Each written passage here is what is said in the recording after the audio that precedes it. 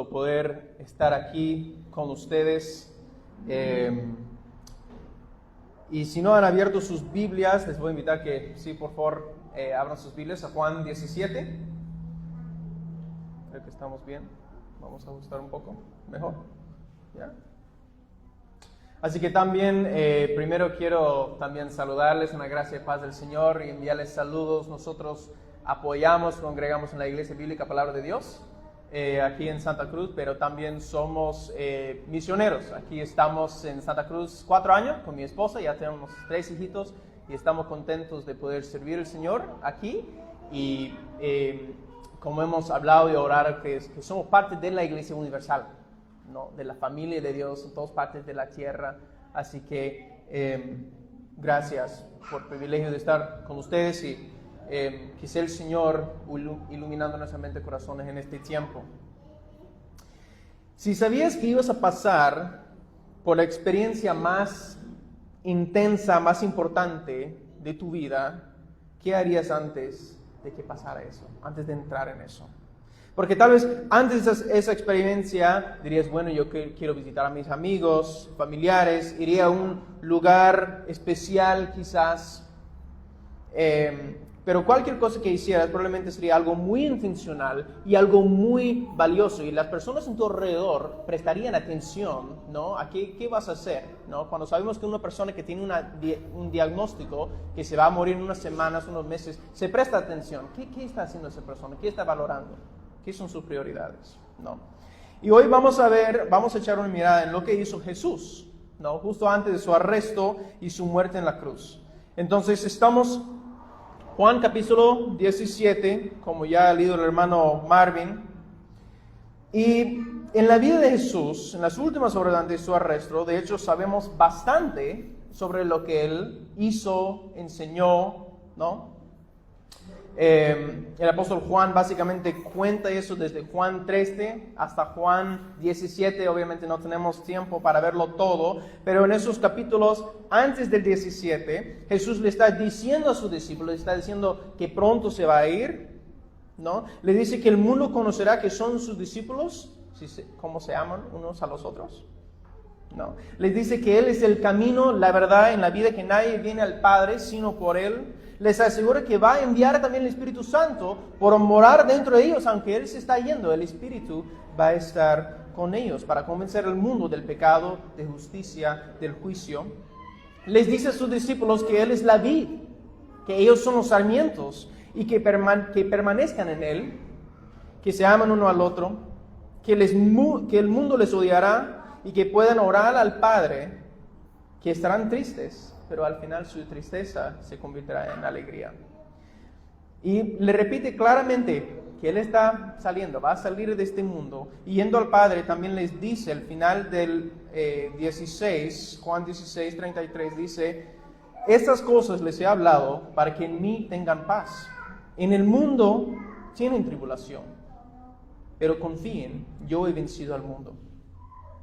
Jesús hablaba con ellos sobre la oración y ahí mismo Él ora en voz alta en la presencia de sus discípulos, y su oración es este pasaje que vamos a ver el día de hoy. Entonces, Él estuvo con sus discípulos, los animaba, los preparaba y oró al Padre. Y mientras Él dice varias cosas en esa oración, la idea central en la que hoy vamos a extraer del texto en la oración de Jesús para nosotros el día de hoy es lo siguiente: glorifiquemos a Dios en ser un testimonio santificado y unido con nuestra esperanza puesta en Jesús. Glorifiquemos a Dios en ser un testimonio santificado y unido con nuestra esperanza puesta en Jesús. Y vamos a profundizar en 4 llamados a la acción en la oración del Señor Jesús, que son, primero, glorifiquemos a Dios. Eso vamos a ver en versos 1 a 5. Segundo, seamos santificados en la verdad, versos 6 a 19. Tercero, seamos un testimonio unido, versos 20 a 23. Y 4, pongamos nuestra esperanza en Jesús, versos 24 a 26. Entonces, comencemos profundizando en ese primer llamado de la acción. que es glorifiquemos a Dios. Verso 1 dice, esas cosas habló Jesús. Y siempre, hermanos, cuando estamos leyendo la Biblia y vemos algo así, tenemos que preguntarnos, ¿qué son estas cosas? ¿No? ¿A qué se está refiriendo? ¿No? Ya hemos dicho que se está refiriendo a los pasajes anteriores, ¿no? Lo que Jesús decía en Juan 13 a 16, que Jesús se está yendo, que se va a enviar el Espíritu Santo, que los discípulos puedan tener paz, aunque van a ser odiados en este mundo, que en este mundo sí van a tener tribulación, pero que Jesús ha vencido el mundo, ¿no? Entonces, ya después de decir eso, vemos la primera parte de su petición al Padre. Seguimos leyendo verso 1. Y alzando los ojos al cielo, dijo, Padre, la hora ha llegado. Glorifica a tu Hijo, para que el Hijo te glorifique a ti. Y glorificar es una de esas palabras en la Biblia que no usamos mucho en nuestro lenguaje cotidiano, ¿no es cierto? ¿No? Entonces, ¿qué realmente quiere decir glorificar? Glorificar quiere decir honrar, hacer importante, ¿no? Algo glorioso es algo que lleva peso e importancia. Entonces Jesús le pide al Padre que le glorifique. Y Dios no simplemente glorifique a cualquier persona. Uno de los atributos de Dios es que Dios es un Dios celoso. Él no comparte su gloria porque solo Él merece la gloria y el peso más importante y la adoración. Así que este pedido de Jesús, que Dios le glorifique, también es otro ejemplo que vemos muchos en el Evangelio según Juan, de Jesús diciendo que Él es Dios, ¿no? Pero su deseo de Jesús de ser glorificado por el Padre no es el fin en sí, sino que Él dice, ¿para qué? Para que el Hijo te glorifique a ti, por cuanto le diste autoridad sobre todo ser humano, para que Él dé vida eterna a todos los que le has dado. Entonces, después Jesús define la vida eterna. ¿Qué es la vida eterna? ¿Es ser sanado de toda enfermedad?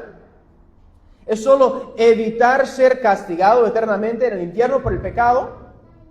¿Es estar con bebés gorditos tocando arpas todo el día, como a veces se imagina? No. Miremos versículo 3, Jesús dice, y esta es vida eterna, que te conozcan a ti, el único Dios verdadero, y a Jesucristo, a quien has enviado.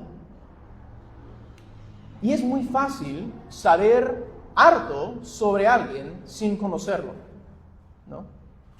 Quizás sabes cuántos goles ha metido su jugador favorito de fútbol en su carrera profesional, cuántos balones de oro ha ganado, puedes saber de su familia, su drama, cuántos hijos tiene, por cuáles equipos ha jugado. Podemos saber muchos hechos, muchas cosas sobre alguien, pero si esa persona, digamos Lionel Messi, entra el día de hoy y viene, usted no puede acercarse y saludarlo como un amigo que ha conocido por años, porque no lo conoce personalmente. ¿No es cierto? Puedes saber muchas cosas sobre alguien sin conocerlo de forma personal. Entonces, nosotros también, queridos hermanos, amigos, tenemos que examinarnos, porque puedes asistir a muchas reuniones cristianas por años, cultos, mucho tiempo, puedes tener versículos de la Biblia memorizados, puedes tener muy buena teología, puedes saber todas las historias bíblicas, pero en lo profundo de tu corazón y de tu vida, tienes esa relación personal, salvífica con Jesús. Conoces a Jesús y Jesús te conoce a ti. Dios ha hecho un camino, una forma segura de conocerlo. Y solo es por confiar en Jesús, por el perdón de tus pecados y someterte a Él como el Rey Todopoderoso que es. El Rey que se vino a morir en lugar de su pueblo, para rescatarnos, pagando el precio justo del castigo de pecado que todos merecemos, por rebelar contra Él. Y pagando ese precio con su sangre, y que nos adopta como sus hijos amados, cuando le conocemos. Y nos transforma nuestros deseos, transforma nuestras mentes, nuestras vidas, para que le amemos. Y amamos a obedecerle. Y caminemos con Él en comunión y relación personal. Esa es la vida eterna, es conocerle a Jesús, y fuimos hechos para eso. Y eso es porque nada más en el mundo sacia nuestros corazones. Después Jesús sigue diciendo al Padre, versos 4 y 5, yo te glorifiqué en la tierra habiendo terminado la obra que me diste que hiciera. Y ahora glorifícame tú, Padre, junto a ti, con la gloria que tenía contigo antes que el mundo existiera. Así que aquí también tenemos un pequeño vistazo de cómo fue para la Trinidad, Padre, Hijo y Espíritu Santo, antes de que el mundo fue creado. Jesús vino, vivió, estaba terminando su trabajo aquí en la tierra, estaba a punto de sufrir, morir, resucitar, y todo eso iba a glorificar y honrar al Padre. Y ahora Él dice al Padre, glorifícame, hónrame mientras yo vuelva a ti, a tu presencia. Jesús está anticipando estar plenamente de nuevo en presencia con su Padre, en esa comunión completa, otra vez con el Padre y el Espíritu Santo. Y mientras Jesús oró para que Dios fuera glorificado en su vida y muerte, nosotros también tenemos que preguntarnos, en mi vida, ¿quién glorifico? ¿A quién le hace mi vida brillar? ¿No? ¿A quién apunta? ¿A qué apunta mi vida? ¿Yo mismo? ¿Alguien más? ¿Algún estilo de vida o un ideal que tal vez podemos imaginar? ¿Para qué es mi vida? ¿O para quién es mi vida? ¿Y a quién trae esa gloria, importancia y peso? Porque el mensaje que escuchamos muchas veces en nuestras culturas modernas en 2026 es que mi vida es para mí. No es cierto. Hago lo que me da la gana, escuchamos. Mi vida es para que yo haga lo que yo quiera, para disfrutar al máximo todo lo que yo puedo, divertirme lo más que yo puedo, ganar toda la plata que yo puedo, hacer cualquier cosa que mi carne desea en cualquier momento, ser quien yo quiero ser, vivir como yo quiero, porque yo soy el centro. Eso es el mensaje que o explícitamente o sutilmente escuchamos. Y tenemos que tener cuidado porque a veces sin querer comenzamos a creer esos mensajes. Y necesitamos la renovación de nuestra mente para que la palabra sea nuestro filtro para qué es verdad y qué es el error.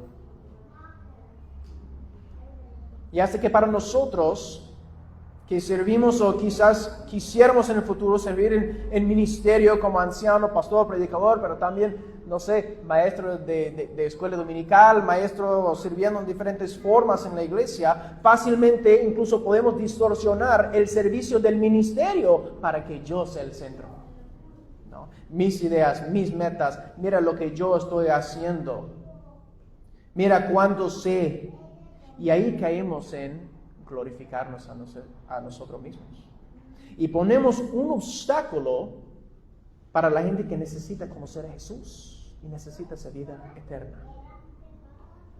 Pero Jesús, como vemos en su oración, tenía prioridades distintas que las del mundo, las de la carne. Sabía que su propósito fue glorificar, honrar, apuntar hacia Dios. Ya había vencido Jesús esas tentaciones, ¿no es cierto?, en el desierto del enemigo.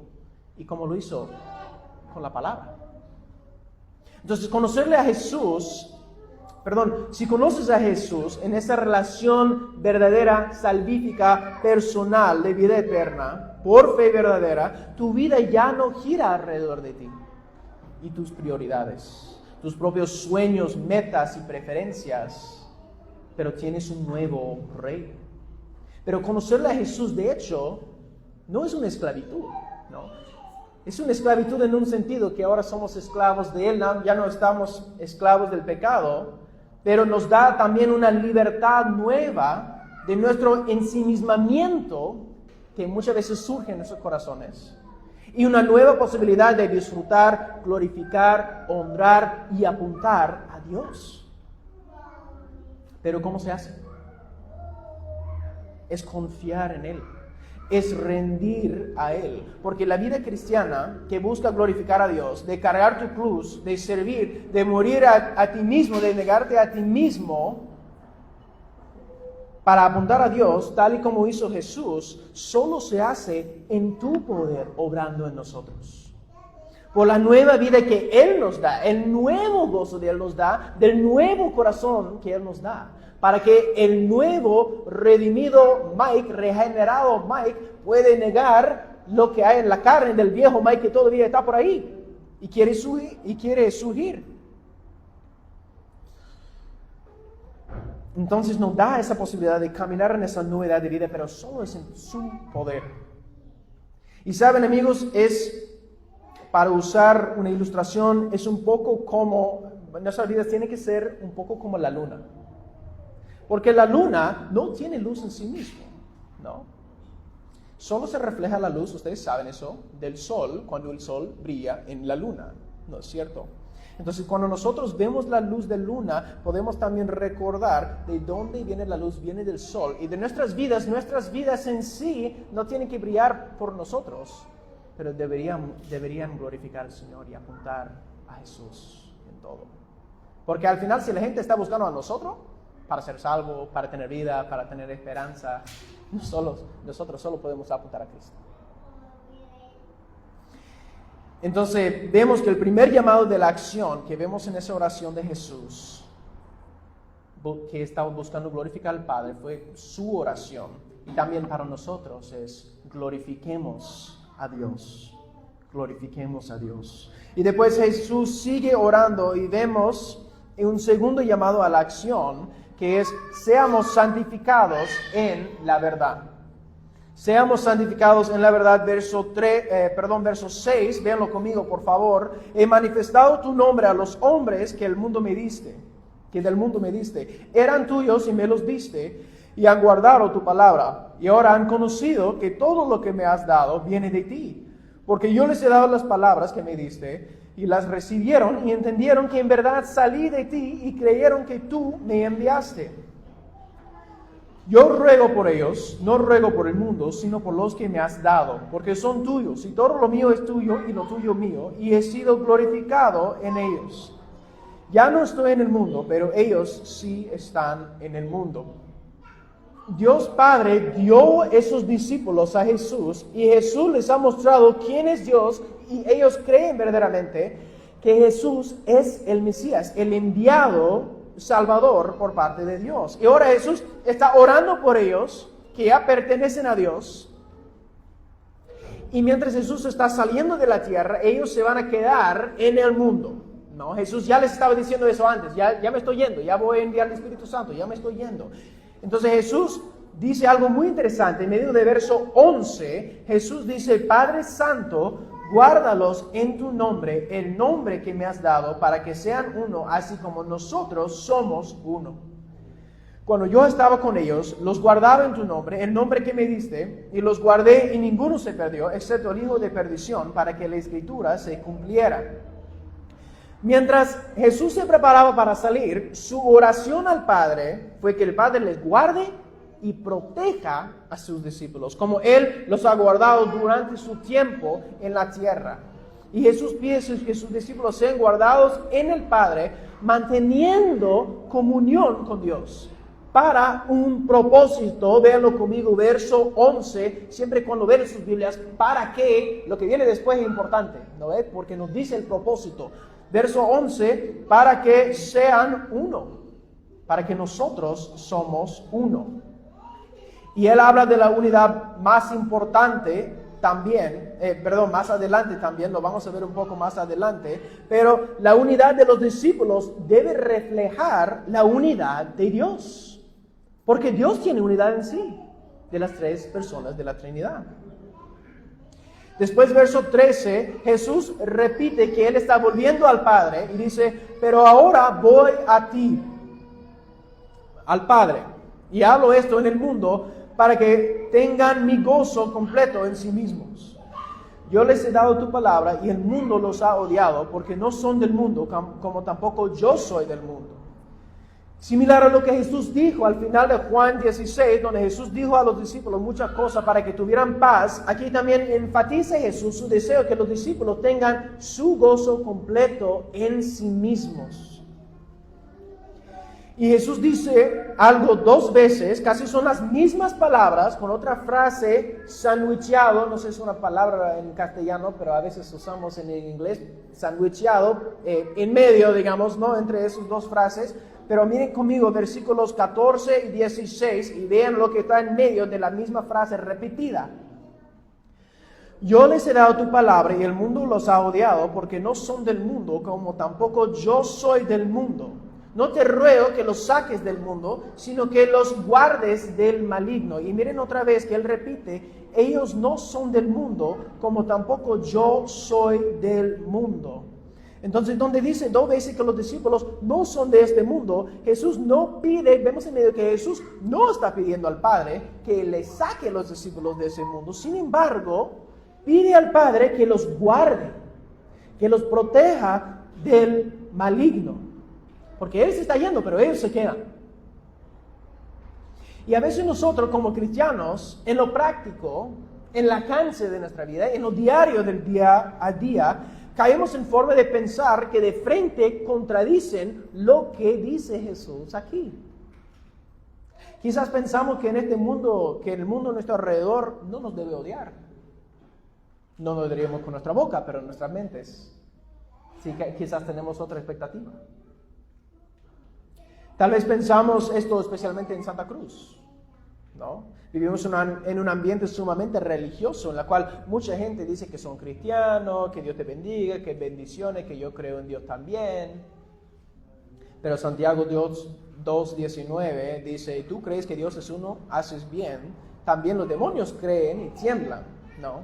Hasta los demonios creen en la existencia de Dios. Entonces, volvemos a lo que dijo Jesús en verso 3, que saber algo de Dios, saber quién es Dios, no es conocerle a Dios, no, en una relación salvífica. Pero lo que vemos es que en Cristo Dios nos llama a conocer en esa relación personal y de lealtad como ambos como nuestro Padre y Jesús como nuestro Rey. Esa verdadera vida eterna según Jesús y a ser seguidores que le pertenecen a Jesús, cuyas vidas reflejan el carácter de Dios en todo aspecto, que vivimos en comunión con Él constantemente, que el mundo vea, uy, esas personas son diferentes. Y no por nosotros, sino por Jesús en nosotros. Entonces, si estamos siguiendo a Jesús como nuestro Señor y Rey, el mundo nos va a odiar. Tendremos oposición en este mundo. Tendremos también, dijo Jesús, capítulo 16, verso 33 al final, tendrán tribulaciones. Pero la oración y intención de Jesús no es sacar a sus seguidores de este mundo, no es simplemente protegerlos de cualquier dificultad, odio del mundo, tribulación que les pueda pasar, sino que ellos se queden. Pero mientras se queden, que sean protegidos del maligno, es decir, de Satanás. ¿Y cómo es esa protección? Verso 17, Jesús sigue orando al Padre y dice, santifícalos en la verdad, tu palabra es verdad. Como tú me enviaste al mundo, yo también los he enviado al mundo, y por ellos yo me santifico para que ellos también sean santificados en la verdad. Y santificar es otra de esas palabras que no usamos cotidianamente, ¿no? Fuera de leer la Biblia, fuera de estar con hermanos de la iglesia quizás, pero santificar quiere decir hacer algo santo, consagrado, dedicado, puesto aparte por un propósito en particular específico. Y Jesús repite y enfatiza que la santidad, en la verdad, es la forma en la cual los discípulos serán guardados por el Padre. Versículo 11, Jesús le dice al Padre, recordemos Padre Santo. Versículo 17 dice, santificados en la verdad. Después versículo 19, y por ellos yo me santifico. Jesús está repitiendo eso de la santificación para enfatizar, se está santificado Jesús por su vida perfecta, muerte sacrificial y resurrección poderosa. ¿Y para qué? Para que los discípulos sean y nosotros seamos santificados por su palabra. Y después Jesús explica a qué se refiere cuando dice en verdad, ¿no? Porque dice, tu palabra es verdad. Entonces, el propósito de Jesús no fue sacarlos otra vez de este mundo, sino que permanecieran en el mundo, que sean santificados, apartados del Señor, dedicados en la verdad es la palabra de Dios, la enseñanza de Jesús, la escritura, el evangelio. Pero hermanos y hermanas, como se ve, la pregunta es eso, ¿no? Porque podemos leer eso y decir, sí, entiendo, los discípulos se estaban quedando, Dios lo iba a santificar, pero para nosotros, en lo práctico, en nuestras vidas, ¿cómo se ve eso? Cada día, cada semana. De estar en este mundo, pero no ser de este mundo. ¿Cómo es? Bueno, requiere que seamos santificados, ¿no? Hechos santos y dedicados al Señor, ¿no? Y en la verdad de la palabra de Dios tenemos que enjuagarnos de la palabra de Dios, ¿no? Para que sea el filtro por el cual estamos procesando todos los miles de mensajes que recibimos o pensemos cada día. Pero también requiere que no nos retiremos completamente del mundo tampoco. Porque Jesús no nos sacó, ¿no? Entonces, primero, pensando en ser santificados por la palabra, tenemos que preguntarnos, ¿cómo es mi dieta? ¿Qué consumo? No en cuanto a la comida, pero en cuanto a la información, los mensajes, todos los pensamientos que pueda recibir. Porque si nosotros simplemente consumimos las mismas cosas que todo el mundo consume, la misma música, programas, redes, vivimos de una manera igual a todos los creyentes a nuestro alrededor y consumimos muy poco de la palabra de Dios, seremos formados por lo que consumimos. Y esta simplemente es la consecuencia natural. No es suficiente simplemente venir un domingo y también venir en un estudio bíblico y decir, ya, entonces tuve un pequeño tiempo en la palabra y ya está bien, porque después todo el resto de tu vida, ¿qué estás escuchando? ¿No? ¿Qué está formándote? Porque somos formados por lo que recibimos. Romanos 12 dice que somos transformados por la renovación de nuestras mentes. Entonces necesitamos la palabra de Dios para renovar nuestras mentes en la verdad.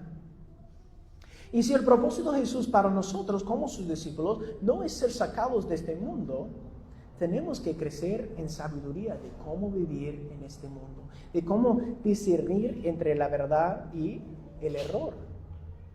Entonces, ¿cómo se ve vivir en este mundo de una manera sabia, sana, para la gloria de Dios acá en Santa Cruz, hoy en día 2026?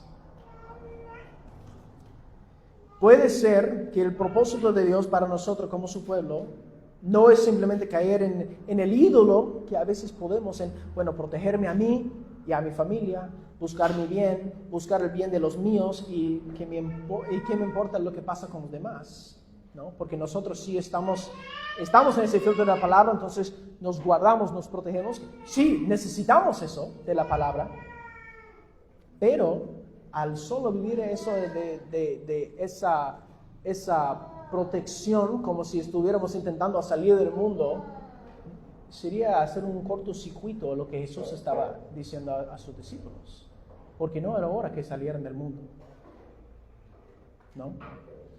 Entonces, ¿cómo sería entonces para nosotros ser sal y luz, como Jesús quiere? Que estemos en la palabra, que estemos creciendo en esa santidad, en sabiduría, en discernimiento, que seamos transformados de la renovación de nuestras mentes, pero también aquí estamos con los dos pies en esta tierra, ¿no? Buscando ser testimonio de Cristo, buscando oportunidades para compartir el evangelio, para orar con los demás, buscando amar a nuestro prójimo para reflejar el amor del Señor, ¿no? Y el amar no es simplemente aceptar cualquier cosa, ¿no? Igual decimos la verdad, pero la decimos en amor, compartiendo el evangelio, porque eso es la mejor forma que podamos amarle a alguien, ¿no es cierto? Entonces, evitar toda situación desafiante o riesgosa no es lo que hizo Jesús, ¿no? Porque a veces es la tentación. Bueno, el cochino mundo no entremos. Bueno, pero estamos aquí, Jesús nos ha puesto aquí porque quiere rescatar gente como nos ha rescatado a nosotros. ¿No es cierto? Y Jesús se sacrificó, Él entró a este mundo cochino, este mundo bajo maldición del pecado. Sus seguidores no fueron sacados y Jesús no oró para que fueran sacados tampoco. Pero cuando nosotros en temor nos escondemos en autoprotección, autopreservación, no estamos caminando como el Señor quiere que caminemos. En la luz de su palabra, pero también siendo sus embajadores aquí en este mundo. Entonces, una pregunta para reflexionar. ¿Cómo quiere Dios usar tu vida? Siendo santificado en la verdad de la palabra, pero también mientras seas sal y luz en este mundo oscuro. Es una pregunta para reflexionar y meditar en esta semana. Porque en vez de retirarnos en temor, vemos que Dios es el que protege, ¿no? Porque eso también es otra cosa. Nosotros queremos al final proteger, nosotros controlar todo, mientras que Jesús está orando para que Dios nos proteja del maligno, ¿no? Y Dios sabe mucho mejor cómo proteger a sus hijos que nosotros. Entonces nos santifica en la verdad de su palabra. Así que vemos la segunda llamada de oración para nosotros, es seamos santificados en la verdad. Seamos santificados en la verdad, porque recordemos otra vez ese mensaje central para nosotros, es porque Dios quiere que le glorifiquemos en ser un testimonio santificado y unido con nuestra esperanza puesta en Jesús. Entonces Jesús, después refiriéndose a lo que él dijo en verso 18, en vez de sacar a sus discípulos fuera de ese mundo, los está enviando al mundo como testigos, como testimonio. Son guardados por Dios, dedicados para Dios a través de la verdad de la palabra. Y ahora Jesús ora para los que creerán en Él en el futuro. Y aquí vemos el tercer llamado de la acción. Seamos un testimonio unido. Seamos un testimonio unido. Jesús ya ha orado un poco sobre eso, pero después profundiza más. Lean conmigo, comenzando verso 20. Dice, pero no ruego solo por estos, sino también por los que han de creer en mí, por la palabra de Dios, para que todos, otra vez, ¿para qué? Para que todos sean uno. Como tú, oh Padre, estás en mí y yo en ti, que también ellos estén en nosotros, para que el mundo crea que tú me enviaste. La gloria que me diste les he dado para que sean uno, así como nosotros somos uno. Yo en ellos y tú en mí, para que sean perfeccionados en unidad, para que el mundo sepa que tú me enviaste y que los amaste tal como me has amado a mí. Jesús dice que su deseo para los discípulos era que fueran uno. Pero también explica la base de esa unidad. ¿De dónde viene esa unidad? Y también el propósito. Han visto, quizás ahora están prestando atención, quizás un poco más, varios para qué, ¿no? Justo en esos versículos. Entonces los vamos a profundizar. Entonces, primero, ¿qué es la base de esa unidad? Vez tras vez en el Evangelio según Juan, varias veces Jesús declara que Él es el Hijo de Dios, que Él es el yo soy, Yahvé, el mismo Dios que se reveló a Moisés en la zarza ardiente. Y aquí Jesús repite esa idea de unidad con su Padre, diciendo que la base, el modelo para la unidad, que Él quiere que sus discípulos tengan entre ellos, que nosotros incluso tengamos entre nosotros, es la unidad que Jesús tiene con el Padre. Por eso dice, como tú, oh Padre, estás en mí y yo en ti.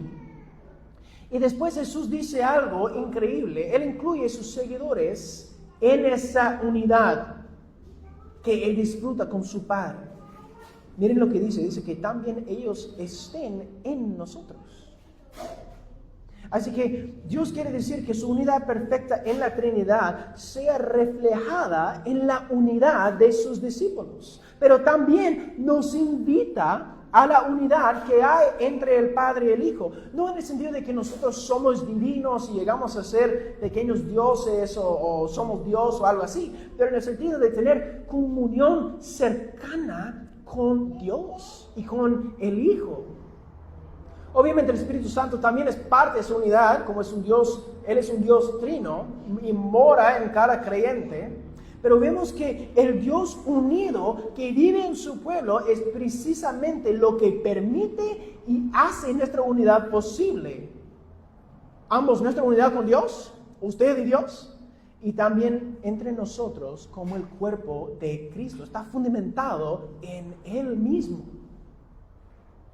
Pero la unidad entre sus discípulos, como tal, no es el fin en sí mismo, ¿no? Jesús nos dice el propósito también de la unidad. Y de hecho lo repite 2 veces, ¿no? Entonces si vemos, si hay repetición, está enfatizando algo. Verso 21, para que, ahí está el para qué otra vez también, para que todos sean uno. Como tú, oh Padre, estás en mí y yo en ti, que también ellos estén en nosotros, para que el mundo crea que me enviaste.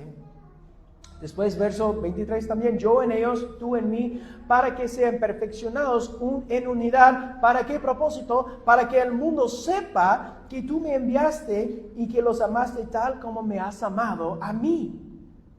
Entonces, al ser parte de la iglesia, el cuerpo de Cristo, a través de su muerte sacrificial en la cruz, Dios ha comprado para sí un pueblo diverso que Él ha unificado en una unidad tremenda. ¿Pero por qué? Para que el mundo sepa, para que el mundo crea que Jesús fue enviado por el Padre y por también su gran amor por pecadores.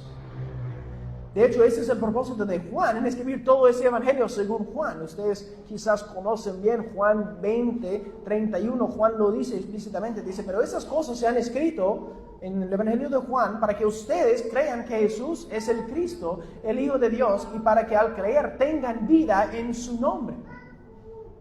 Y el propósito de Jesús para nosotros, sus discípulos, su iglesia dedicada a Él, ¿no? Como iglesia local, pero también la iglesia universal, guardada por Él, santificada en la verdad de su palabra, es que seamos unidos con Dios en esa comunión íntima. Eso es lo que dice Jesús en Juan 15, ¿no? Sobre la vid y los sarmientos.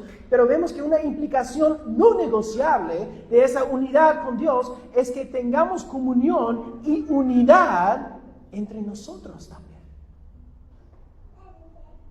Verdadera sana comunión con Dios y verdadera unidad con nuestros hermanos y hermanas en Cristo tienen que sí o sí ir a la mano. Son inseparables, porque esa es la manera que Dios opera y es la esencia de quién es Él en la Trinidad. Es un solo Dios, pero el ejemplo perfecto de unidad en 3 personas. Ser seguidor de Jesús no es algo que hacemos solamente al privado, ¿no? Pero también en comunidad profunda, los unos con los otros. No se puede vivir todo lo que hay en las cartas del Nuevo Testamento de los unos a los otros. No se puede hacerlo usted solito. El propósito de la iglesia no es formar un clubcito, no es mantener programas, no es mantener una institución, sino conocer y glorificar a Dios. Creciendo en madurez, en unidad, dando frutos del Espíritu, haciendo discípulos, mostrando al mundo quién y cómo es nuestro Dios, modelando, comunicando el Evangelio en palabra y acción, apuntando gente a la cruz para que tengan vida eterna en conocerle a Jesús. Pensemos un momento, ¿qué testimonio tengo, usted tiene como individuo? ¿Qué testimonio tenemos como cristianos en Santa Cruz, como iglesia local también? ¿Qué testimonio tenemos a nuestro alrededor? Un día hace unos años, estoy en Santa Cruz hace como 4 años, ¿no? Y un día hace unos años recién habíamos llegado a Santa Cruz, estaba en un taxi y a veces me gusta charlar con los taxistas y hablar del Señor o también estaba aprendiendo de la cultura, haciendo preguntas de ellos, ¿no? Y yo le pregunté al taxista, ¿y usted qué piensa cuando escucha la palabra evangelio, ¿no? O evangélico? ¿Qué se le viene a la mente? No le voy a citar exactamente lo que dijo, pero básicamente lo que me dijo es que parece que no hay ninguna diferencia entre los evangélicos y el resto de la gente.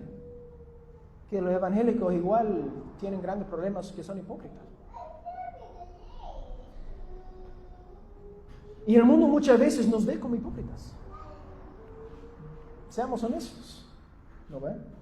Y muchas veces, si somos honestos también, somos hipócritas y fallamos de muchas formas. Y la verdad es que no podemos ser testimonios fieles en nuestra propia fuerza. Solo siendo más serios o esforzándonos o siendo más disciplinados simplemente para hacer las cosas mejor. El antídoto a la hipocresía y tus fallas y mis fallas no es echarle más ganas, no es simplemente más esfuerzo, ni autoayuda, ni nada de eso. Pero ¿saben lo que es? Es confiar en Jesús. Es el Evangelio. Es al nivel interior de tu ser, no solo en la mente, pero también en lo más profundo de quienes somos, confiar en lo que decimos que creemos. Que eres perdonado, que eres librado de fingir, de simplemente esforzarte más a rendir una vida agradable a Dios en tus propias fuerzas. Ya hemos leído de eso y el hermano Marvin estaba enseñando que no podemos obedecer la ley, ¿no? Dios dio la ley para guiarnos, para conocerle a Él. No podemos agradarle a Dios en nuestras propias fuerzas. Porque Jesús ya vivió esa vida perfecta, que nosotros nunca podríamos vivir. Él murió la muerte sacrificial, que nosotros todos merecemos morir, como hemos cantado también. Y en Jesús somos amados completamente y como igual. No he planeado eso por ese caso, ¿no? Pero le pertenecemos, igual hemos cantado. Le pertenecemos a Él, ¿no? Tenemos un lugar en su familia como sus hijos amados. Y solo es en su poder, por el nuevo poder del Espíritu Santo en nosotros, que nosotros podamos confiar, que podamos vivir vidas que agradan a Dios, que Él nos cambia, ¿no? Él cambia nuestros deseos más sinceros, más profundos de nuestro ser, porque Él también nos sacia, nos llena con su gran amor. Entonces, amigos, nosotros necesitamos ese evangelio. No es solo para el vecino, no es solo para el otro hermano o la hermanita, nosotros necesitamos. Tú y yo necesitamos el evangelio todos los días. Y también nos necesitamos unos a los otros. Seguirle a Jesús no es algo que se puede hacer solo, ¿no? Nos necesitamos uno a los otros porque reflejamos Jesucristo como su cuerpo. Y necesitamos también los diferentes dones espirituales, las diferentes partes del cuerpo para mostrar el amor de Dios en comunidad y en nuestro alrededor para su gloria. Entonces, la reacción del mundo ante la iglesia, en vez de vernos como un grupo de hipócritas, unos alzados y religiosos, en sus clubcitos como fraternidades religiosos, el mundo debe ver una comunidad desprendida, generosa, una comunidad cercana unos con los otros, una comunidad humilde, unida por un poder sobrenatural de esa persona, porque como que se han reconciliado después de eso, porque normalmente la gente pelea y uno se marcha, ya no hablan más, pero esa persona se han reconciliado, o también por todas las cosas que vemos del fruto del Espíritu Santo. Esas personas que conocen a Jesús verdaderamente, que cuando alguien contra ti, que sinceramente, sin guardar ningún rencor, puedes perdonar a esa persona. Eso es algo que hace Dios, eso no es algo que es natural para nosotros. Pero nosotros en Cristo podemos amar a nuestros enemigos, podemos ser generosos, podemos hablar bien los unos de los otros y de otros hermanos en otras congregaciones, en otra iglesia, porque Cristo nos amó primero. Y eso da al mundo un hambre para conocer a este Dios, que hace posible una comunidad así. Y nuestro anhelo y oración sea que los cristianos que estamos en Santa Cruz, en cada iglesia local, podamos ser un testimonio unido del Evangelio de Jesucristo para la gloria de Dios. Y eso también es el deseo del Señor que vemos en ese pasaje. Quiere unidad. Seamos un testimonio unido.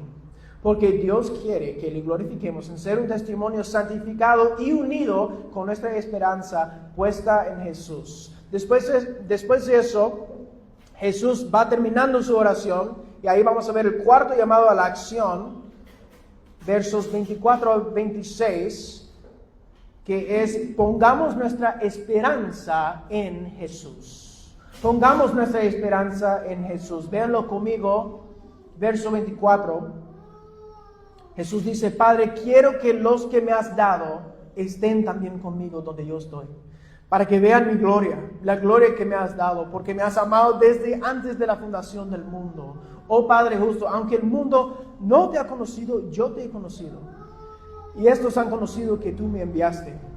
Yo les he dado a conocer tu nombre y los daré a conocer para que el amor con que me amaste esté en ellos y yo en ellos. El anhelo de Jesús en su oración es que sus seguidores estuvieran con Él. Y si se fijan también, si se acuerdan más antes en los evangelios, Jesús llamó a los discípulos, sí los envió a predicar, pero también dice, por ejemplo, capítulo 3 de Marco, los llamó para que estuvieran con Él. Jesús quería estar con ellos. Y Jesús quiere esa relación íntima, cercana con cada uno de nosotros. Entonces Jesús está orando por eso, que sus seguidores estuvieran con Él, pero en un sentido más completo de lo que los discípulos experimentaban en la tierra, de una forma más completa incluso de lo que usted y yo podamos experimentar hoy en día. En un sentido, es cierto que Jesús está con sus discípulos siempre hasta el fin del mundo, ¿no? Podemos pensar en Mateo 28:20, pero aquí vemos que Jesús desea unidad más completa, más plena con sus seguidores, para que estemos también con Él donde Él está, para que veamos su gloria, la gloria que el Padre le ha dado. Porque lo conocemos, confiamos en Él para salvación y nos sometemos a Él como nuestro Rey, y Él quiere estar con nosotros. Y también nos transforma para que lo que más anhelamos en nuestra vida, en nuestro ser, en nuestra mente, es estar con Él.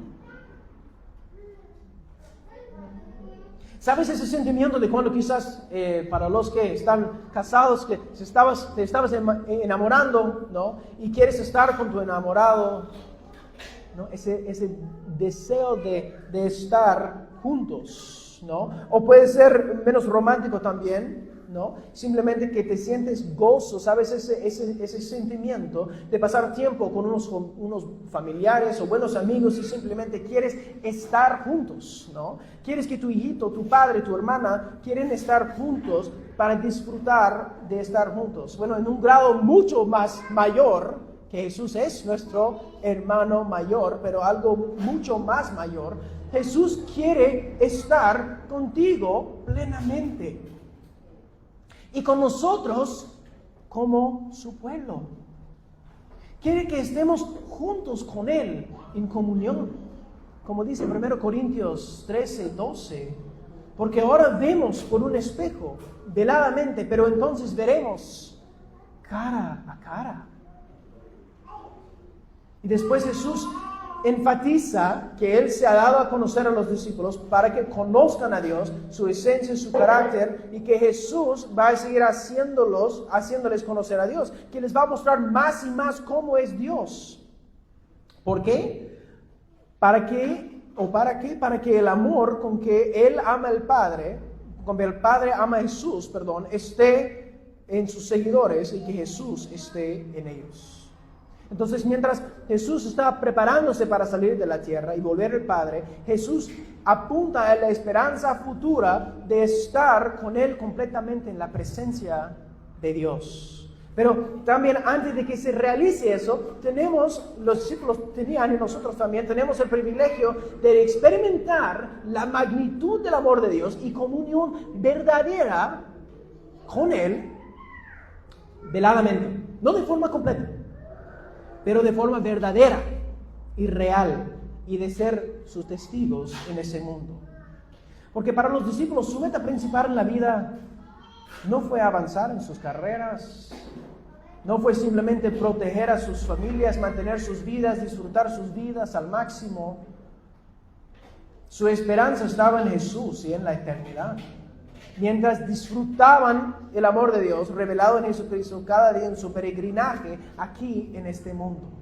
Ellos tenían una perspectiva eterna porque habían probado la verdad, la bondad y el amor de Jesucristo y fueron transformados por Él. Le conocían, le amaban y el Señor les transformó. Y algo también como una ilustración que se me vino a la mente mientras meditaba en eso fue las cucharitas. cuando vas a la heladería y ves los diferentes sabores y hay las pequeñas cucharitas que te van para probar un sabor, ¿no?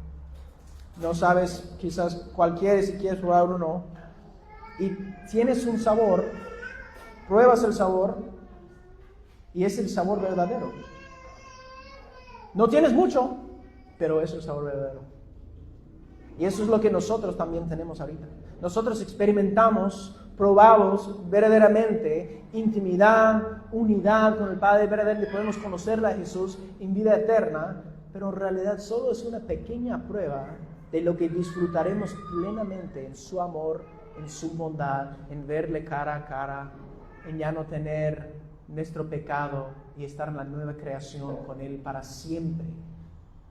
Entonces, si has probado, pon tu esperanza en Jesús. Si has probado, pon tu esperanza en Jesús, no en cosas terrenales. No temas ni te desanimes con las pruebas que vendrán en esta vida.